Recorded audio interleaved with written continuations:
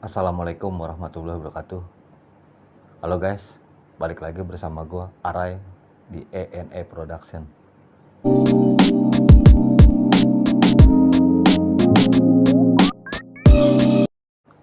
Kali ini gue mau berbagi cerita dari kerabat gue, si Didin, tentang pengalamannya di Kota Kuningan. Untuk desanya mungkin bisa disamarkan. Jadi pengalaman pas waktu dia mancing. Jadi begini ceritanya. Di suatu hari nongkrong lah nih Didin, Budi, sama Anton. Nah dari siang sampai jam 2 dia gabut nih, gak ada kerjaan. Nah jadi si Didin punya rencana untuk mengajak teman-temannya buat mancing di desa sebelah. Bud, Ton, kita mancing yuk, saut si Didin. Dan dua temannya juga mengiyakan, ayo, daripada kita jenuh, ayolah. Nah mulailah mereka pulang untuk menyiapin peralatan dan joran. Nanti kumpul lagi di sini ya. Oke, pulanglah mereka bertiga untuk mengambil joran dan peralatan lainnya. Setelah nggak berapa lama, Didin datang dengan membawa joran. Selang 10 menit, si Budi datang juga dengan membawa joran. Selang 15 menit, si Anton datang juga. Tapi dia nggak bawa joran, malah dibawa senapan angin. Dan si Didin sama Budi langsung bertanya, Ton, kan kita mau mancing, kenapa lo bawa senapan angin? Iya nih, gue cari-cari joran gue nggak tahu kemana. Gue lihat ada senapan angin, ya udah gue bawa aja, kali aja bisa berguna. Tanpa banyak pikir, ya udahlah, ayo kita jalan menuju danau di desa sebelah. Emang tempatnya di situ kayak di bawah gunung, cuman gunungnya nggak aktif gitu. Jadi banyak lembah-lembah dan ada danau juga. Dan di situ juga dekat-dekat perkampungan. Mulailah mereka menuju danau tersebut. Nah, nggak lama dia sampai, mulailah si Didin sama si Budi cari tempat. Nah, mulailah mereka mancing. Dilemparlah joran. Budi, Didin, dan Anton hanya menyaksikan dengan memegang senapan angin. 15 menit ditungguin. Sebenarnya ikannya banyak di situ. Tapi kenapa dua joran si Budi sama Didin nggak ada yang makan? Bahkan itu ikan cuman ngeliatin doang. Balik lagi, ditarik lagi jorannya, coba dilemparin lagi, pada nyamperin ikannya, cuman gak ada yang makan, cuman diliatin doang. Dan udah sejam berjalan, Anton pun merasa kesel gitu, kok gak ada yang dapet ikan. Akhirnya dia berinisiatif untuk nembak. Mulailah dia ngokang senapannya. Dikokang senapannya, dibidik satu ikan, dar.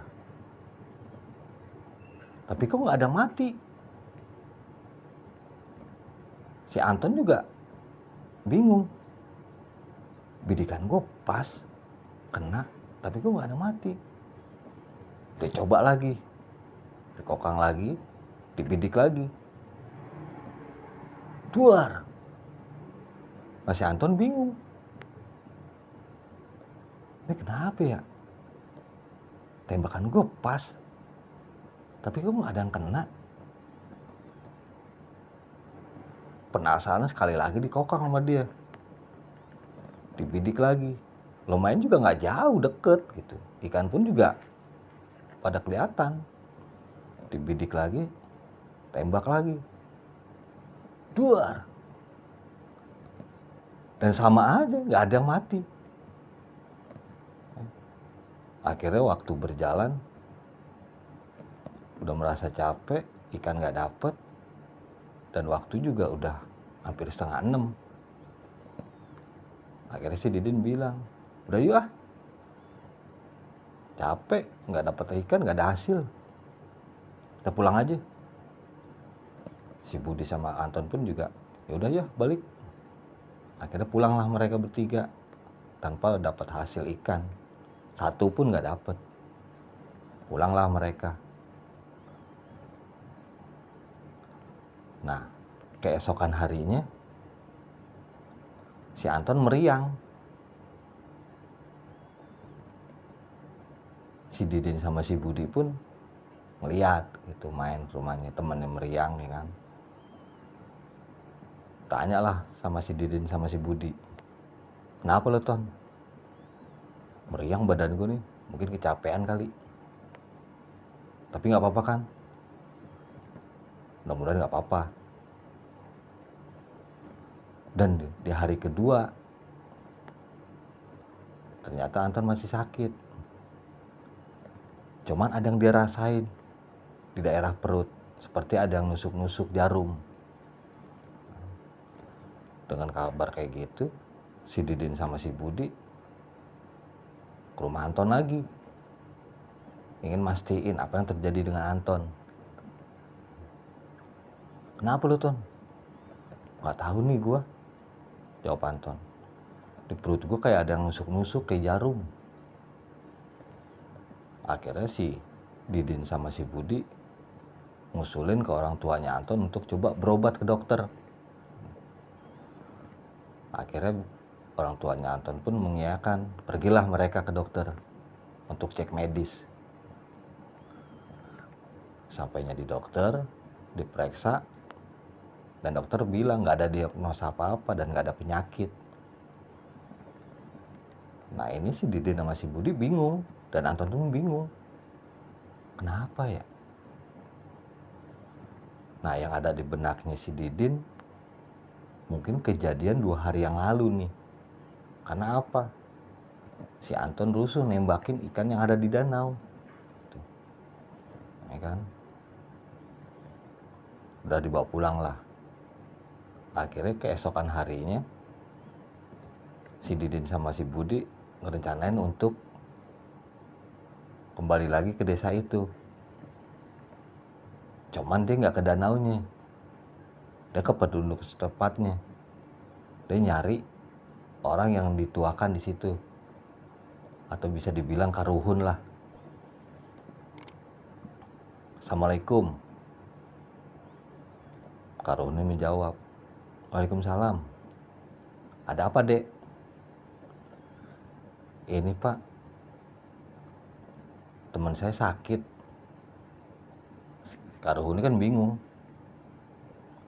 Sakit kenapa? Mohon maaf sebelumnya pak, 2 hari yang lalu saya mancing di sini, di danau situ. Oh terus? Iya si Anton nembak-nembakin ikan. Karena kita nggak dapet ikan, dia berinisiatif untuk nembakin. Waduh, parah, kata Karuhun. Mana anaknya? Jawab Karuhun.